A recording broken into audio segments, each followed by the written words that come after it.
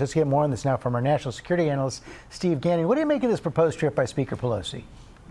It puts the White House in a very tough position, George. Right now, Xi Jinping is trying to consolidate his power ahead of the party Congress and become leader for life, to essentially become as powerful or more powerful than Mao Zedong was. So it would be very embarrassing for Xi to have President Biden send somebody from his own party essentially sticking a finger in China's eye, or that would be the perception in Beijing. So very sensitive time. So they did have a lot to talk about yesterday. Let's go back to the prisoner swap. Did the White House increase its leverage or decrease it by going public?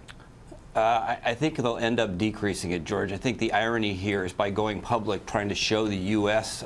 Public that they are trying to do something to get Ms. Griner and Mr. Whelan home. I think they sort of tip their hand and show how weak the negotiating position is. Lavrov's going to run with that. You see he's basically given Blinken the back of his hand.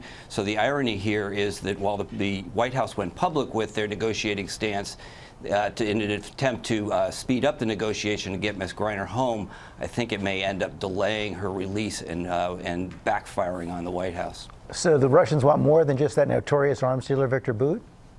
Yeah, I think that, Victor Bout, he's an interesting character, but he's more of a Cold War relic. He's back for most of his deeds were back in the 1990s and the 2000s. He was essentially running a FedEx gun running operation through most of Africa.